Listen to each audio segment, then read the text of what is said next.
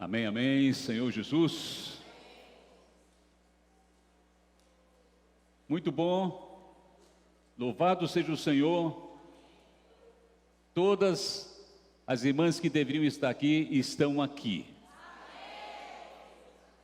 E o Senhor trouxe vocês para cá.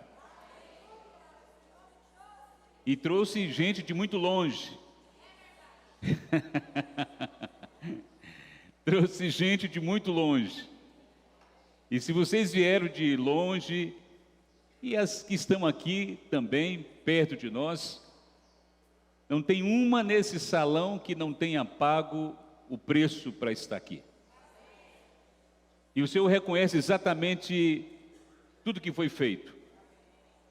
Desde o dia que você colocou no seu coração de participar dessa conferência, que o Senhor já estava de olho em você. Ele abriu então o caminho para você chegar até aqui. Mas o Senhor, Ele é misericordioso. Ele não deixa ninguém do lado de fora. Ele inclui todas as pessoas que têm um coração para Ele. E nós temos tantas pessoas agora nos assistindo online. Nós também queremos dizer para você que você é uma joia para o Senhor. E é a palavra que vai ser ministrada, que já começou com essa porção inicial que o irmão Miguel trouxe para nós, a de agora e a da tarde e de amanhã. Todas elas também são para vocês que estão aí. Numa conferência é importante que a gente abra o coração. Porque não basta a gente entender na nossa mente. Nós precisamos compreender essa palavra no nosso coração. E rogar ao Senhor, Senhor, fala comigo de maneira especial. O que o Senhor tem para mim? Você sabia que o Senhor quer falar uma palavra para você que nem eu sei qual é? Mas Deus quer falar uma palavra para você, especificamente, porque Ele conhece a sua história, conhece o seu caminho, conhece as suas dificuldades. Então isso está para além de qualquer preparação de mensagem. É uma relação íntima de Deus com você. E se você abre o seu coração nesse nível, você vai ouvir uma palavra que ninguém ouviu. Foi uma palavra para você, uma palavra destinada a você, para atender as necessidades que você tem. E é até possível que você diga que ganhou alguma coisa nessa manhã, que talvez a outra pessoa que está do seu lado, a outra irmã, diga, eu não vi. É porque aquela palavra não era para ela. Porque aquela palavra era para você. Louvado seja o Senhor. E o Senhor, Ele é misterioso. E a palavra do Senhor é abundante, rica. Ela alcança as pessoas de uma maneira como elas estão. Então ela é especial. E nesse 9º encontro de mulheres virtuosas da região 1, nós temos como tema aquilo que vai governar as mensagens, as atividades que vão ser ministradas aqui para vocês. E eu queria que vocês também falassem comigo, que tema é esse? Mulheres que fluem rios de água viva. Vou falar agora. Mulheres que fluem rios de água viva. E o texto base é Ezequiel, capítulo 47, versículo 9. E o tema da mensagem dessa manhã é vencer a guerra interior para fluir o rio da graça. Essa é uma porção muito importante, porque nós temos ouvido bastante de que nós estamos numa guerra. Você já ouviu isso na sua localidade? Estamos em guerra. E quando fala estamos em guerra, aí abre todos os segmentos. Adolescentes em guerra. E os nossos adolescentes de fato estão em guerra. Há uma guerra. Os nossos jovens também estão em guerra. E as irmãs também estão numa grande luta, numa grande guerra. Então isso nós estamos constantemente ouvindo. E nós queremos participar dessa guerra. E não somente participar, mas também queremos vencer nessa guerra. Temos ouvido também que precisamos, como um rio, e essa é a razão dessa conferência, fluir este rio para as pessoas. Porque as pessoas estão com sede, as pessoas estão precisando que esse rio vá até onde elas estão e refrigere a vida delas, leve salvação para elas. E as irmãs que prepararam este evento, colocaram aqui esses 4 tapetes que representam rios, e são 4 tapetes, porque são 4 rios, e eles estão fluindo, passando entre vocês, e esse rio precisa fluir, precisa sair e alcançar as pessoas. Nós estamos ouvindo isso.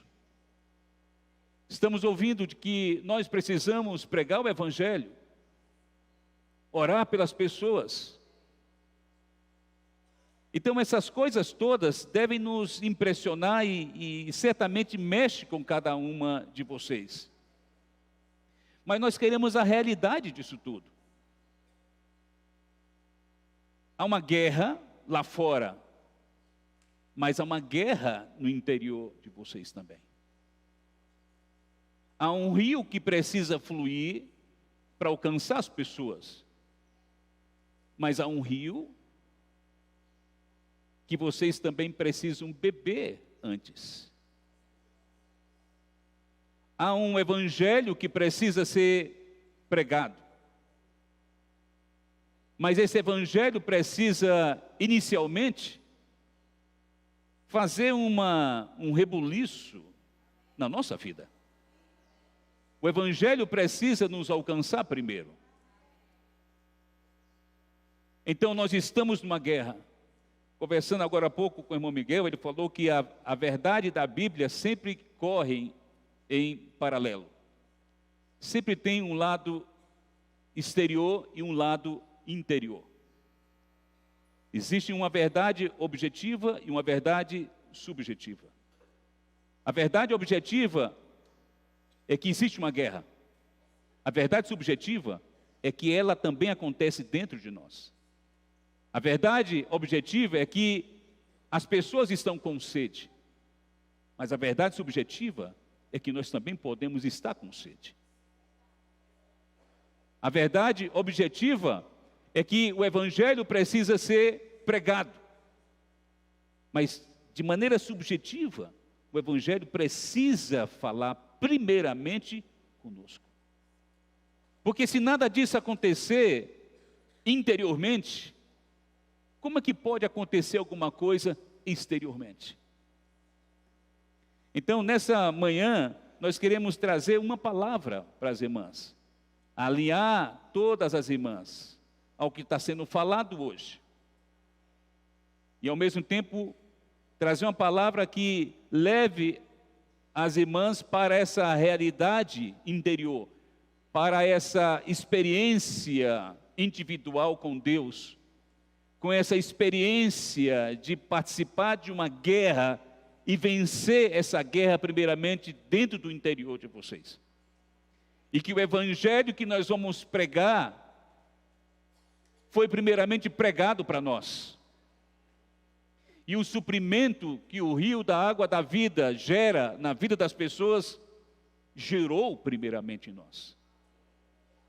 Então nós precisamos andar um pouco e falar um pouco sobre o que o Senhor está falando. As conferências, todas elas, as conferências nas instâncias para adolescentes, para os jovens, as conferências regionais que acontecem em todas as partes do Brasil, a conferência de irmãs, tudo precisa estar alinhado com o falar atual de Deus, com o que o Senhor está falando, para que a gente se una a esse sentimento de Deus e possamos cooperar com o que o Senhor está querendo fazer. Então, o Senhor está falando conosco a partir do livro de Colossenses. E o livro de Colossenses, o irmão Pedro apresentou para nós este conteúdo, está apresentando para nós esse conteúdo. E o tema geral é Cristo, o centro conector da obra de Deus. Tem uma conferência, tem como base esse conteúdo que está sendo falado. E cada palavra dessa sentença aqui é muito preciosa. E a primeira é Cristo. Cristo é muito precioso. Louvado seja o Senhor, porque nós temos um Cristo. Esse Cristo é maravilhoso.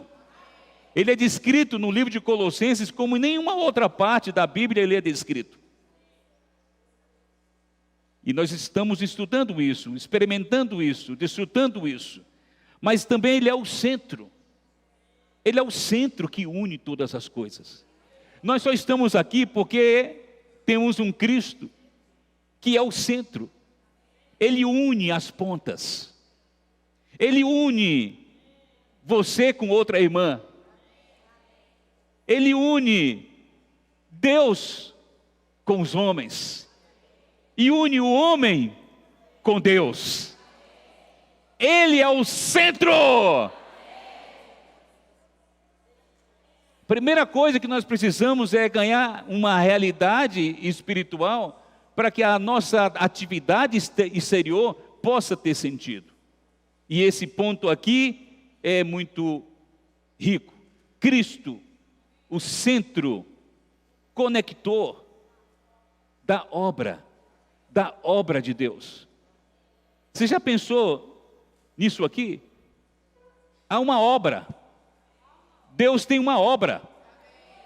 Deus não está apenas recebendo louvor dos 4 seres viventes, dos 24 anciãos lá nos céus. Ele está em plena atividade. Ele tem uma obra. Ele tem um trabalho a fazer nessa terra.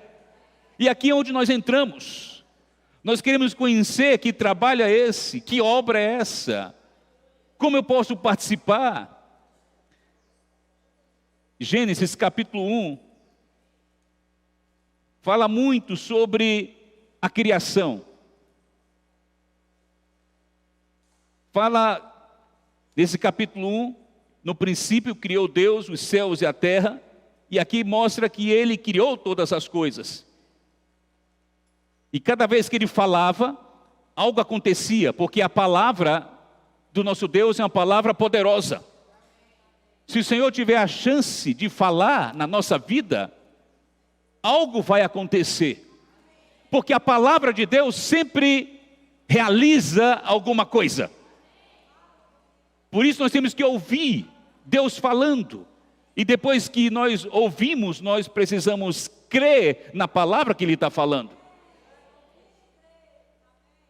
E cada vez que Ele ia falando, algo ia acontecendo. Até que no versículo 26,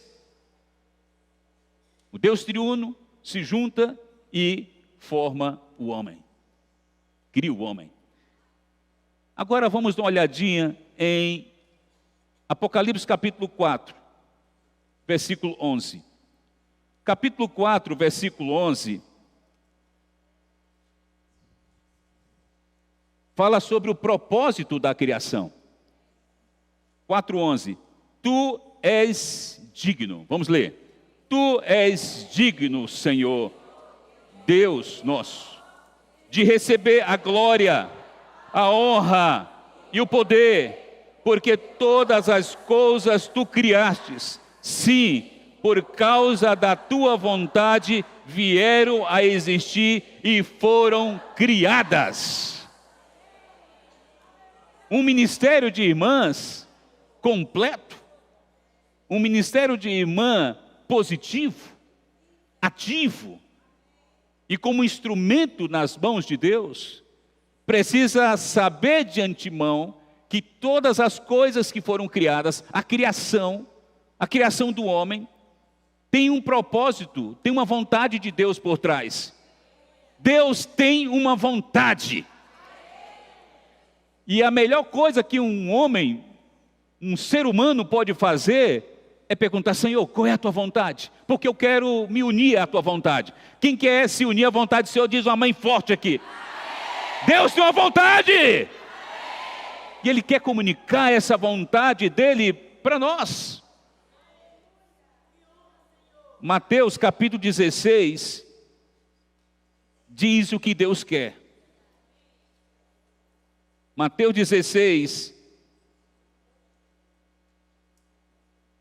versículo 18, o Senhor fala: também eu te digo que tu és Pedro, ou seja, tu és uma pedra, e sobre essa pedra, ou seja, essa rocha que é Ele próprio e a revelação dEle, edificarei a minha igreja, e as portas do inferno não prevalecerão contra ela. O que Deus quer?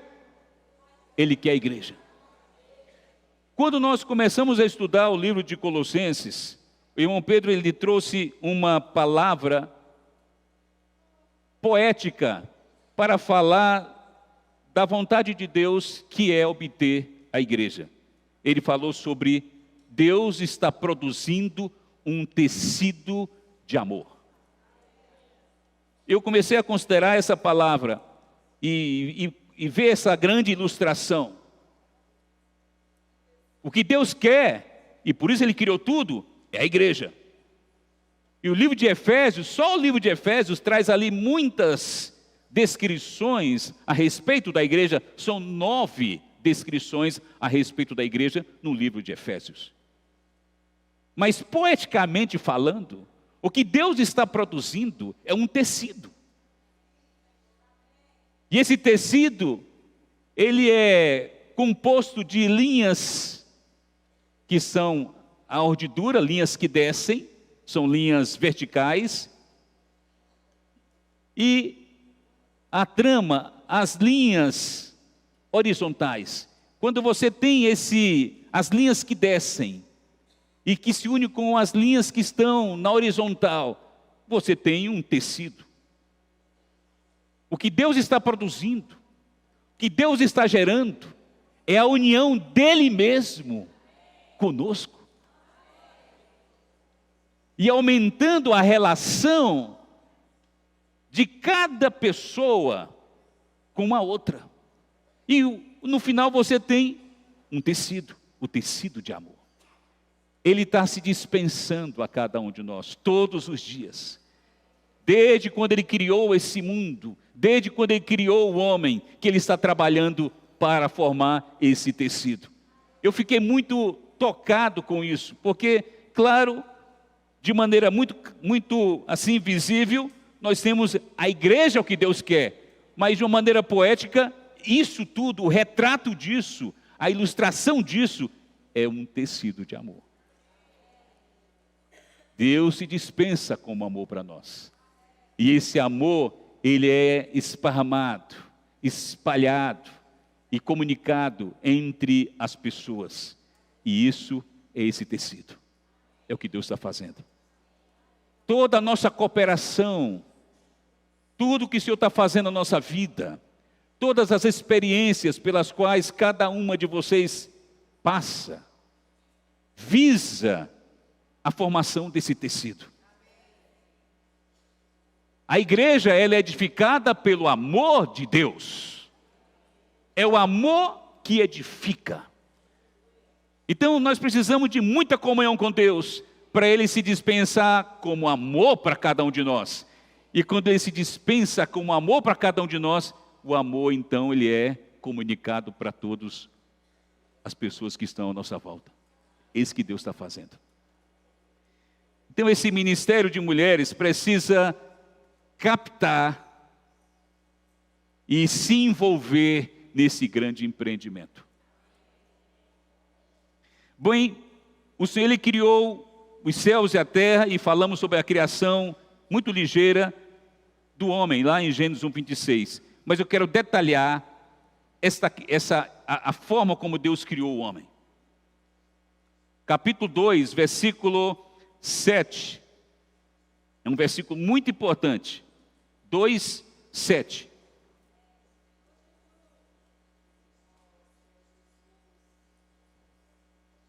Diz assim, vamos ler?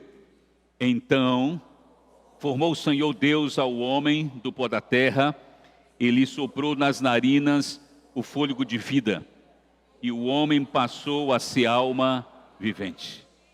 Então aqui é apresentado 3 coisas para nós. O primeiro, Deus formou o homem do pó da terra. Ele pegou o pó e de repente ele fez um boneco. Algumas pessoas ficam espantadas com isso, mas o que é impossível para Deus? Nada. Ele criou o homem assim.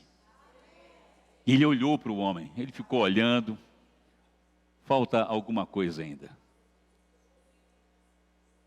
E ali estava o Pai, o Filho e o Espírito. Naquela criação. Então ele dá o segundo passo. Ele sopra para dentro do homem. E nesse momento, quando ele soprou para dentro do homem, a palavra fôlego de vida, na Bíblia, no hebraico, quer dizer espírito. Ele colocou para dentro do homem o espírito. E esse espírito é uma parte importante do ser humano. Agora o homem não tem apenas um corpo, formado a partir do barro, que conecta esse homem com o barro, que conecta esse homem com as coisas terrenas. Nós estamos vinculados com as coisas terrenas porque nós fomos formados a partir do barro. Mas quando o Senhor soprou, e de onde vem esse sopro? Esse sopro vem dele próprio, é ele mesmo, ele soprou para dentro do homem e o espírito foi formado. As coisas eternas, que é o próprio Deus, entraram para dentro do homem, e o espírito do homem foi formado, e agora ele tem algo ligado às coisas eternas. Nós somos pessoas muito elevadas. Por um lado nós somos daqui, por outro lado nós somos lá do alto. Por um lado nós temos algo que nos relaciona com a terra, mas por outro lado nós temos algo que está relacionado com os céus, com o próprio Deus. Nós somos eternos. Nós temos algo eterno dentro de nós, que o Senhor colocou dentro de nós. Ó Senhor Jesus! Nós somos pessoas muito especiais. Você é muito especial. Tem a eternidade dentro de você. Nós não podemos viver nessa terra como se tudo o que existe fosse as coisas ligadas à terra. Não, nós temos, Deus comunicou o Espírito dele que vem lá do alto. Puxa, e agora, vamos fechar esse pensamento lendo João capítulo 4, versículo 24. Diz assim: Deus é Espírito, e importa que os seus adoradores o adorem em Espírito. Veja como está se encaixando. Ele criou o Espírito e colocou dentro do homem. Agora ele, como Espírito, o que você acha que o Espírito quer fazer com esse Espírito humano? Ele quer entrar. Quando ele entra dentro do Espírito humano, aí se completa. Aí nós somos realizados. Aí nós nos tornamos plenos. Nós precisamos nos abrir para receber o Espírito de Deus para dentro do nosso espírito humano o tempo todo. Se nós não fizermos isso, nós vamos continuar sempre buscando as coisas que estão nessa terra.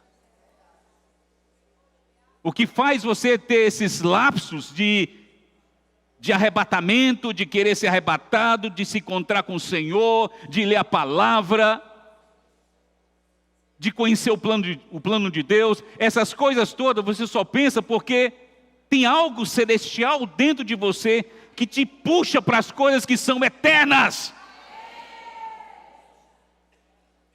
A obra que nós fazemos externamente precisa ter essa realidade interior. A gente precisa ver tudo isso. Eclesiastes capítulo 3.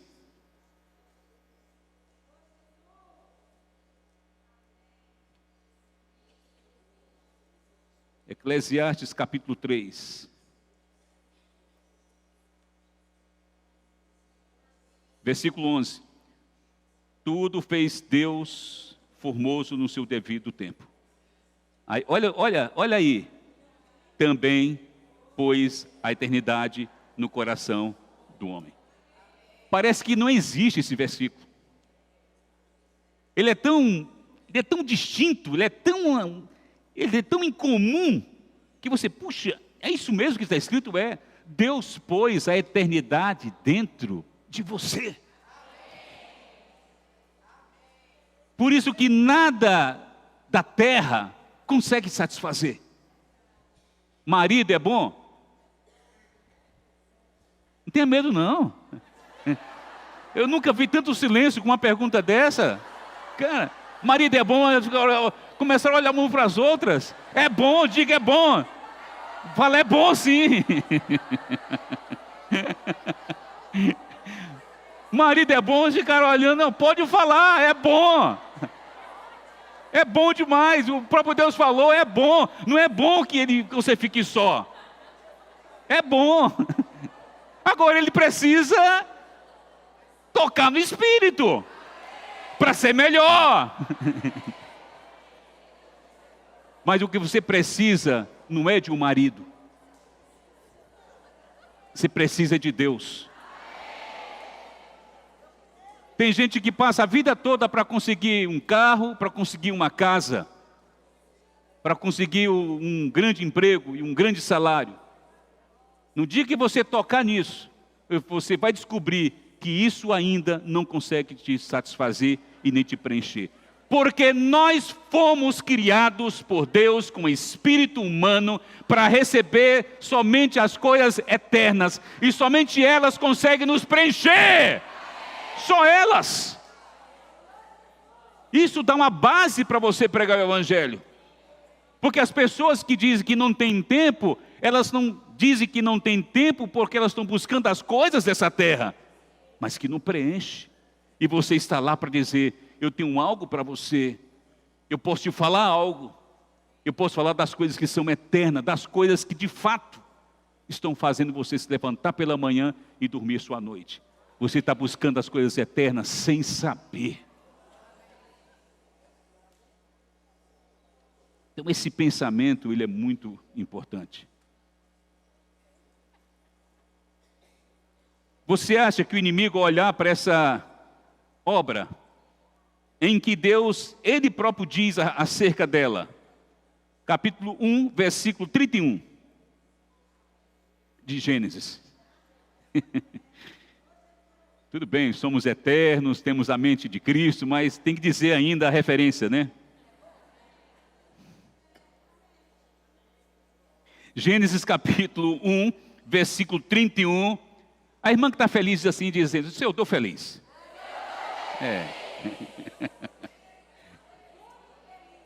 Só o Senhor me satisfaz. Só Ele satisfaz. Tudo, irmãs, acredita, é complemento. Tudo é complemento. Capítulo 1, versículo 31 diz, viu Deus tudo quanto fizeram. Ele olhou para a criação, ele olhou para o homem que ele havia criado. E eis que era muito bom. Houve tarde e manhã o segundo dia, o sexto dia. Então ele olhou para a criação, o que ele falou? Puxa, muito bom. Muito bom. Ele falou, muito bom. Você acha que o seu rosto não estava ali, lá, quando ele criou Adão? Estava. Ele olhou e falou assim, muito bom. Muito boa. Puxa, saiu direitinho como eu queria. Quando o espírito humano, quando o Espírito de Deus tocou no espírito humano, quando ele tocou naquele barro, a Bíblia fala que o homem passou a ser alma vivente. E nesse momento, a terra se encheu de muitas almas. E geralmente nós temos um conceito um pouco negativo com respeito à alma. Mas não é. A alma é algo maravilhoso que Deus criou. Para que cada um pudesse se expressar, pudesse falar, viver, falar dele. De maneira específica, diferente uma da outra. Você tem uma alma. E a alma que você tem é diferente da outra alma, por mais próximo que você esteja daquela pessoa. Você é específico, você é especial, não tem duas versões de você nesse mundo, você é única, você foi feito de um jeito que Deus, quando olhou, falou, é muito boa. E todo mundo é diferente. Tem milhões de almas nesse planeta, mas não tem uma como a sua. Talvez fosse até demais. Mas a verdade é que não existe uma segunda como a sua. Você é do jeito que você é, porque Deus quis fazer você assim, do jeito que você é. Às vezes nós somos levados a pensar que poderíamos ser diferentes. Mas se você fosse diferente, o mundo ficaria incompleto. O corpo de Cristo ficaria incompleto. Se não existisse você, como você é, como você reage, como você fala, como você pensa, como você se expressa, ficaria incompleto.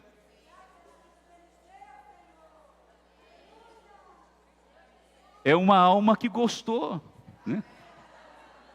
É específica. Não há duas pessoas nessa terra como você.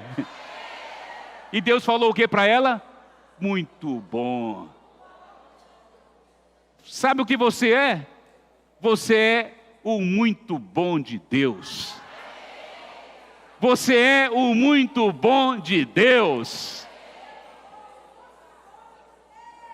Alguém pode achar ruim, alguém que serve com você talvez queira te substituir, que tem gente que quer fazer isso, né? Mas Deus não faz. Deus não faz. Você é especial. Você é peculiar. Tem uma personalidade distinta. Alguns são rápidos ou rápidas. Outras são mais lentas. Umas são como um coelhinho, corre rápido. Outras são como tartaruga. Quem está certo? O coelho ou a tartaruga? Ambos estão certos, porque Deus fez assim. O corpo de Cristo precisa de um coelhinho e precisa de uma tartaruga. Porque se a vida da igreja fosse composta apenas de pessoas muito velozes, você não sabe como seria estressante a vida da igreja. Porque ninguém aguenta uma pessoa o tempo todo no seu ouvido como uma muriçoca. Mas também você não gostaria de ter alguém ali que mata na unha. Que você diz, vamos, ela diz, tudo bem, eu vou. Você olha para trás, continua no mesmo lugar. E quando ela resolve andar, é naquela lentidão, ela está em pleno vapor, o exercício máximo, queimando o pneu, mas está saindo muito lento, mas é assim. Nós temos que nos respeitar na vida da igreja. Falar para as pessoas que estão no corpo de Cristo que cada um é importante como é. Olha para a irmã que está do seu lado, que talvez seja uma tartaruga.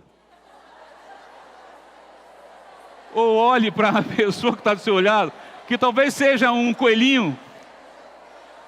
Quem você é? É a tartaruga ou é o coelhinho? Não importa. Sejam todas muito bem-vindas ao corpo de Cristo. E cada uma faz de forma diferente as coisas, serve de forma diferente, recebe os encargos de forma diferente. Tem gente que recebe encargo e mal a pessoa terminou, já está aprontando as coisas para realizar. Enquanto que a outra vai orar no monte durante 40 dias, para saber se aquilo ali vem do alto. Ele é assim, e graças a Deus que seja assim, para informar para aquela que já foi, depois de 40 dias, que aquilo era do Senhor mesmo. Aí dá peso para o que o coelhinho está fazendo. É muito importante cada uma das irmãs na vida da igreja. Não existe reprovação para nenhuma de vocês. Todas vocês são importantes, todas vocês são ímpares, todas vocês são únicas, todas vocês são muito bem-vindas e todas vocês são cruciais para a obra de Deus. Se não fosse, Ele não teria feito assim. Só que quando o inimigo olha para isso, não pense que ele fica ali aplaudindo. Não, ele entra em cena.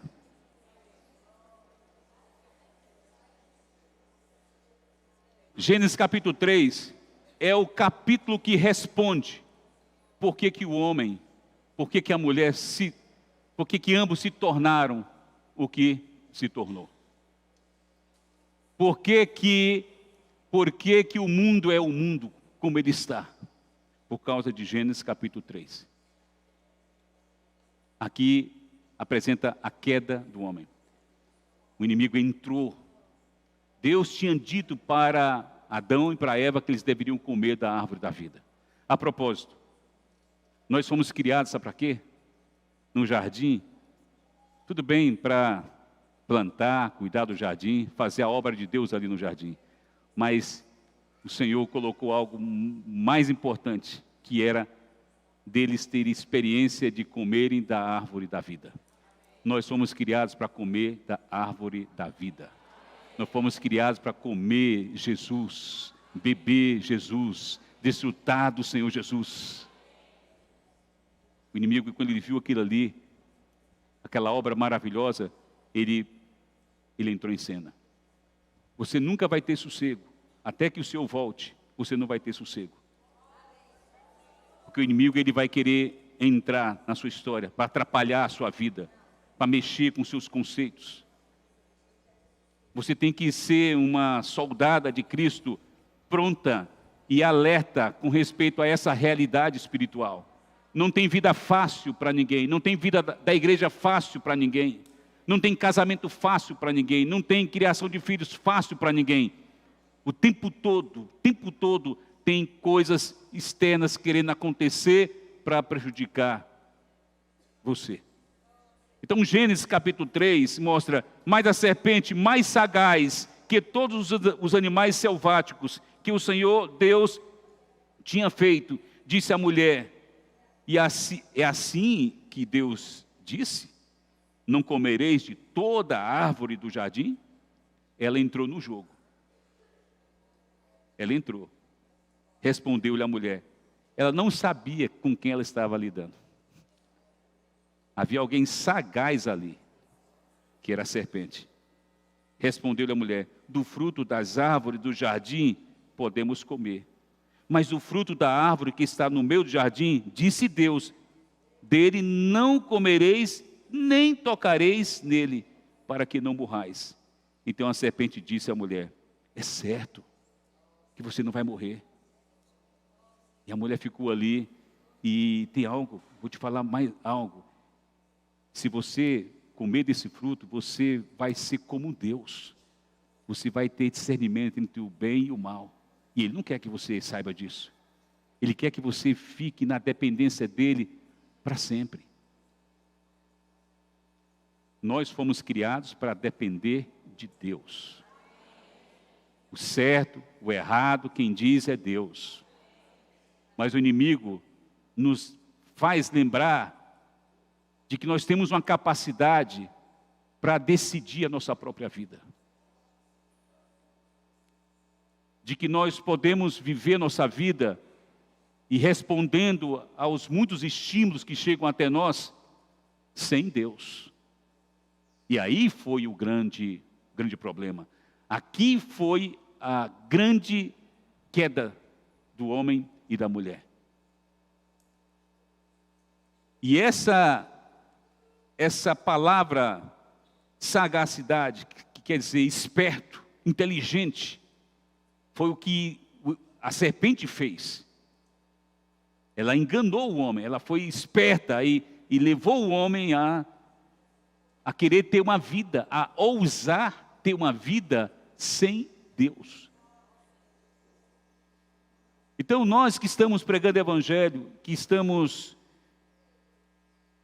saindo para as ruas, nós temos que ajudar as pessoas a se conectarem com Deus. E se conectar com Deus significa que essa pessoa agora, mesmo que seja conhecedora do bem e do mal, ela não viva mais baseado naquilo que ela pensa. Mas ela agora se submete ao encabeçamento do seu Senhor e do seu Criador. O que o Senhor espera de cada irmã? O que o Senhor espera de cada irmã é que você deixe seu certo e seu errado e dependa dele. Porque o caminho certo que você toma pode ser o caminho errado para Deus. E o caminho errado que você pensa que não é bom tomar, talvez seja o caminho certo no entendimento de Deus. Porque os pensamentos de Deus são mais elevados do que os nossos pensamentos. Seus caminhos são mais elevados do que os nossos caminhos. E nós podemos nos surpreender quando nós formos ter comunhão com Ele. Ele pode dizer, não, você está pensando tudo errado. Você volta para mim. Eu sei como fazer isso. Eu sei como atuar aí. Eu sei como administrar isso. Eu sei como te socorrer. Mas, Senhor, olha aqui, logicamente, não, esquece isso. Não é esse caminho. Não é esse pensamento. Mas o inimigo nos fez crer que nós podemos resolver a nossa própria vida. E por causa dessa mentira, nós caímos num grande laço. E cada vez que o homem se distancia de Deus, ele se distancia da realidade. Então é muito importante a gente entender esse ponto, o que a palavra de Deus está falando atualmente para nós. Senhor Jesus, o inimigo com seus pensamentos, assim como fez com Eva, ele quer reprogramar o homem, quer reprogramar a criatura de Deus. E em 3 coisas ele quer bagunçar a mente dela. A primeira, ele quer distorcer quem nós somos. O Senhor nos criou de maneira maravilhosa para um plano maravilhoso e nos capacitou para isso, da maneira como nós somos, tartaruga e coelho. Rápido ou mais ponderado. Ele nos criou assim. Mas o inimigo, ele fica colocando coisas na nossa cabeça, dizendo que nós somos errados, dizendo que nós não estamos certos, dizendo que nós temos que ser diferentes. Ele põe em dúvida até mesmo a capacidade que Deus deu para você, e ele começa a colocar mentiras dentro da sua mente. Então ele distorce. Você que é uma maravilha, que é o muito bom de Deus, começa a olhar para si e diz, será que eu sou o mesmo? Será que eu tenho mesmo algum valor? Será que eu sou importante mesmo na vida da igreja? Será que se eu sair daqui, alguém vai me notar? Ninguém vai me notar. Então essas coisas todas que são os muitos pensamentos que chegam até a sua mente, que você precisa pensar, a respeito desses pensamentos, para saber se esses pensamentos estão em concordância com o pensamento que Deus tem a seu respeito. Qualquer coisinha que acontece, já vem uma sentença na nossa mente. Já vem uma coisa, e você começa a se cobrar, você começa a se acidentar, você mesmo começa a se ferir. E o inimigo então, ele entra ali e começa a machucar. Não tem mãe perfeita, não tem pai perfeito, não tem marido perfeito, não tem esposa perfeita. Isso é uma verdade. Mas nós não podemos aceitar o inimigo nos pisar. Dizer, que mãe você é, hein? Que pai você é, hein? Que marido você é, hein? Que filha você é, hein? Você pensa que, de onde vem essa palavra? Você acha que essa palavra é de Deus? Você acha que Deus diria isso para você? Você acha que Deus diria, que mãe você é, hein? Que pai você é, hein? Que marido você é? Que esposa você é? Ele não diria isso. Ele não diz isso nunca. Ele é um Deus de amor. Ele sabe das nossas limitações. Ele sabe das nossas dificuldades. Ele tem pensamento de paz a nosso respeito. E não pensamentos maus. Mas o inimigo, por isso que nós temos que ter essa percepção de quem está falando na sua mente. Porque de repente já está havendo um diálogo com a serpente sem você saber. Nós temos que ter muito cuidado com os diálogos ou com os diábolos. Isso é um diábolo. Não, esse diálogo vai matar você. Esse diálogo vai afundar você. Você não vai ter coragem de levantar para fazer alguma coisa, para ser aquilo que o Senhor quer que você seja na vida da igreja, porque você está se autocondenando, recebendo essa pressão. E muitas vezes nós acreditamos nas mentiras de Satanás. Alguém que errou. Quem aqui nunca cometeu um pecado? O Senhor colocou aquela situação para aquela mulher e para aquelas pessoas que estavam ao redor. Quem nunca cometeu um pecado, que atira a primeira pedra. Mas nós, com respeito aos nossos pecados, as coisas que nós fizemos no passado, ou que nós estamos fazendo no presente, parece que não tem cura. O inimigo fica o tempo todo voltando lá no seu passado, dizendo, olha, que vergonha, hein? Que vergonha. Aí chega na reunião do Partir do Pão, você vai partir o pão? Que vergonha, hein? Ele faz isso. Nós temos que repreender. Irmãs, aprenda a pensar sobre os pensamentos que você tem, para saber se tais pensamentos, eles vêm de Deus, ou se eles vêm de Satanás. E é muito fácil você discernir isso. Os pensamentos de Deus sempre são cheios de luz. Ele nos ilumina, diz que nós estamos errados, diz que nós não somos perfeitos, mas Ele nos dá graça, Ele nos dá perdão, Ele alivia a carga, e diz, vamos levantar daí, vamos seguir. Aí, Senhor, mas como é que eu posso seguir nesse estado? Eu não disse quem você era para você ficar aí dentro desse buraco.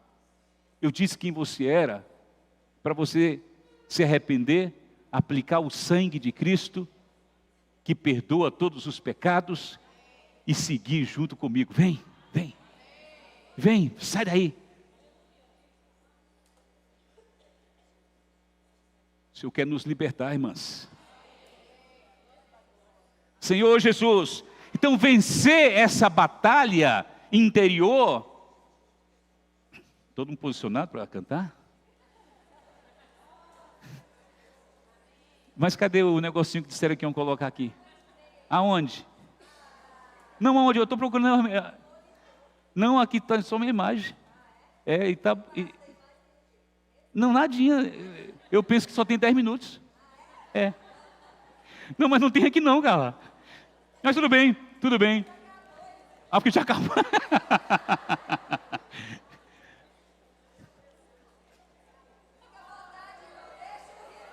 Se nós não soubermos que há essa batalha interior, é difícil nós realizarmos a batalha exterior. Se nós não soubermos que o que Deus quer fazer, que é produzir a igreja, produzir um tecido de amor, que é uma batalha interior, nós vamos ter dificuldades nas nossas operações. Então, vou ler mais, vou sintetizar. Na verdade está acabando. 2 Coríntios capítulo 10. Vou colocar um versículo que você já leu muitas vezes. E eu quero colocar esse é o versículo que vamos dar de presente para você. 2 Coríntios capítulo 10.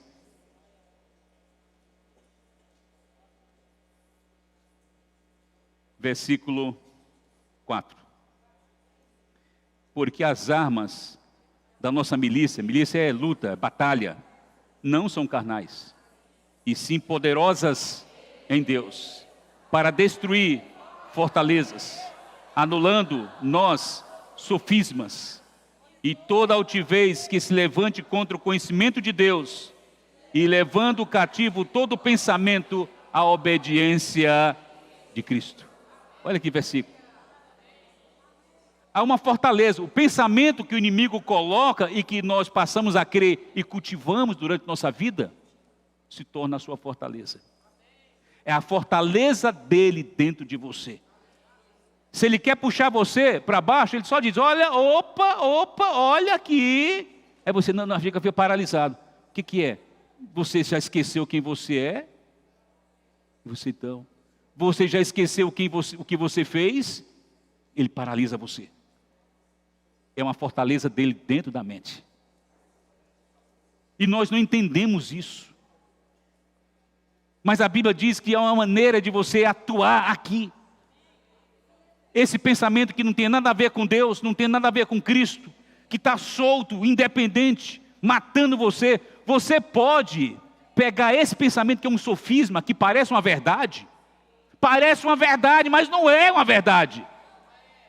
O que o inimigo diz a seu respeito pode parecer verdade, porque ele pode tomar como um fato o erro que você cometeu, mas ainda é um sofisma, porque o Senhor não trata o pecador massacrando, mas perdoando, libertando.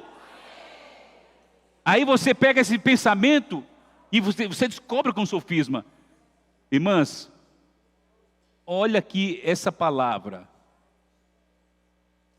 E toda altivez que se levante contra o conhecimento de Deus, e levando cativo todo o pensamento à obediência de Cristo. Você viu que há um contraste entre sofisma e o conhecimento de Deus? Você só consegue detectar o sofisma, a mentira, se você tiver o conhecimento de Deus.